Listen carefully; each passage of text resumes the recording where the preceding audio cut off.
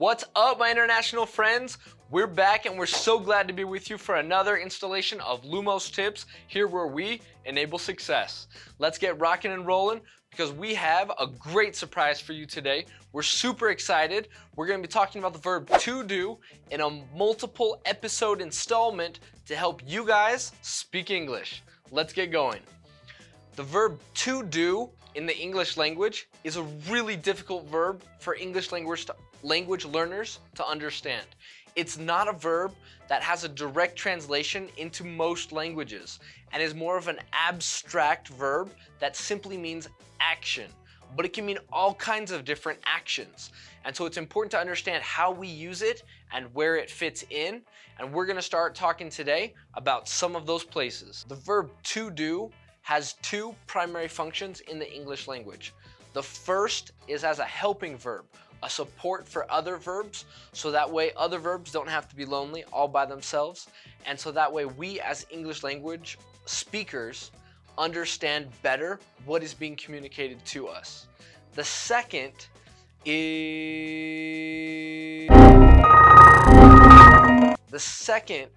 is so that way you don't have to repeat the verb that you're already talking about. For example, if I have a friend that comes up to me and says, "Man, our teacher gave us so much reading today," I can respond, "He does that every day."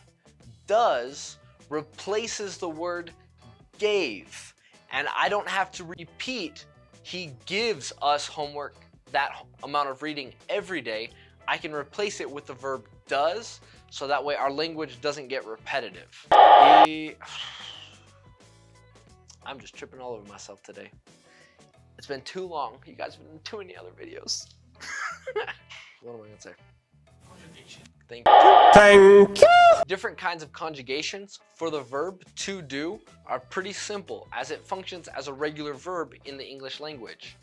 I do, you do, they do, we do, he does, she does, it does. He, she, and it change into a different conjugation while all the others stay as do. In the past tense, they're all the same.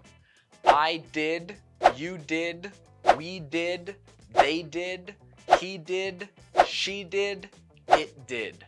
So that one should be a little bit easier to remember as you try to conjugate the verb to do. Contractions are probably one of the most important parts of using the verb to do in English and what we're gonna focus on in this video here.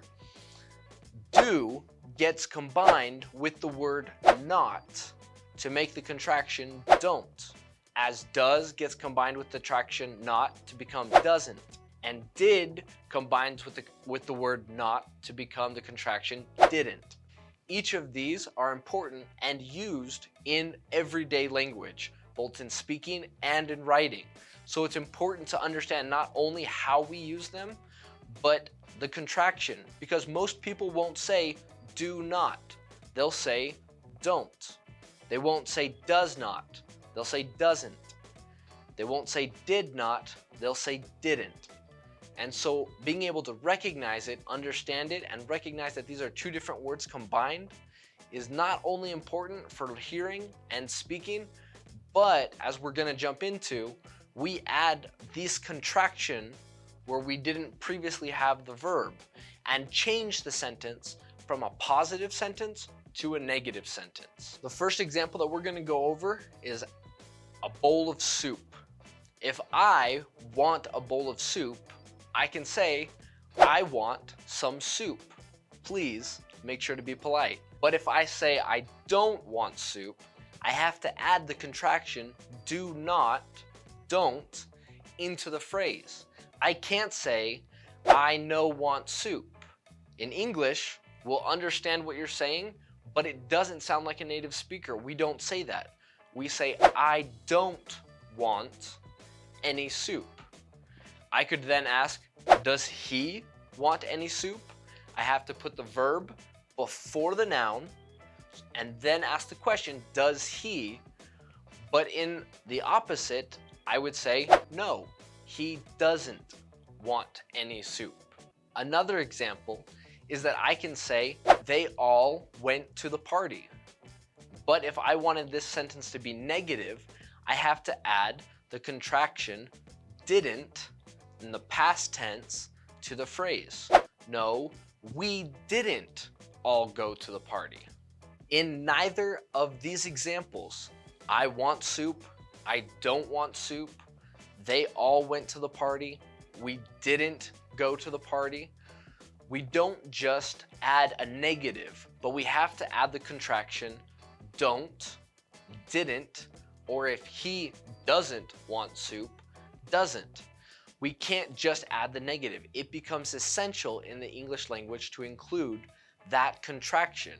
And we will do that not only in speech, but in reading and writing as well, both in everyday, on the street English and academic English. All across the English world, we will use those contractions just about everywhere. Hope that video was helpful in looking at contractions and the introduction to how we use the verb to do.